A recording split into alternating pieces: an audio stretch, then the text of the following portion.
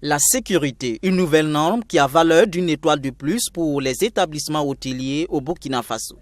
Dans un contexte marqué par les attaques terroristes où ces hôtels sont pris pour première cible, les hôtels de la place se sont lancés dans une course à la sécurisation. Cette nouvelle donne est devenue une contrainte et est bien illustrée à la une de l'économiste du Faso de cette semaine. Investir pour survivre.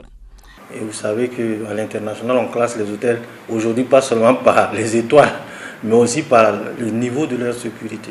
Et aujourd'hui, quand vous êtes un hôtel qui souhaite continuer de recevoir des clients, des visiteurs, on est obligé de revoir sa sécurité. Et c'est ce qui se passe à Ouagadougou. Tous les hôtels du centre-ville sont en train de se mettre aux normes, parce que s'ils ne le font pas, l'hôtel ou le berger qui va mieux le faire va prendre tous les clients. Est-ce que vous comprenez? C'est la concurrence. Agents de sécurité, construction de grilles de sécurité, achat de caméras de surveillance et de détecteurs de matériaux, ce sont autant de dépenses supplémentaires qui viennent alourdir les charges d'un secteur déjà dans l'impasse. Pour exemple, quand vous voulez installer 2 caméras avec un petit serveur, c'est pas moins de 700 000, 500, 700 000. Tout dépend encore du prestataire, de celui qui vous l'installe et de la qualité des équipements qu'il vous offre. Donc ça doit coûter de l'argent. Quand vous regardez un hôtel, c'est pas 2, 3, 4, 5 caméras, c'est des dizaines de caméras. C'est un bon serveur qui peut stocker une quantité d'images.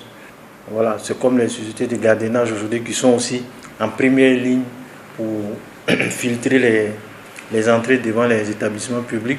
Ils sont souvent armés alors que d'habitude ils ne sont pas armés. En fonction des services qu'ils protègent, il y en a qui sont armés. Donc quand vous demandez un vigile armé ou non armé, la différence est dans le montant que vous payez. Donc forcément, il y a un coût, mais les hôtels sont obligés. Ces investissements qui coûtent cher ne se répercutent pourtant pas sur le coût du service offert aux clients. Le prix de la nuitée n'a enregistré aucune hausse, observe l'économiste du Faso. Les établissements hôteliers supportent donc à eux seuls les charges générées et la question qui se pose est de savoir si ce domaine clé du secteur privé doit bénéficier d'un appui de l'État. Je suis d'accord avec l'approche. Maintenant, là où c'est un peu difficile, si vous aidez les hôteliers, on va vous dire et les autres. C'est ça le problème au Burkina. Et maintenant, je crois que c'est une question d'analyse qu'il faut faire. Il faut regarder effectivement qu'est-ce que l'État perd, comme les caisses de l'État perdent si on n'appuie pas ces hôteliers.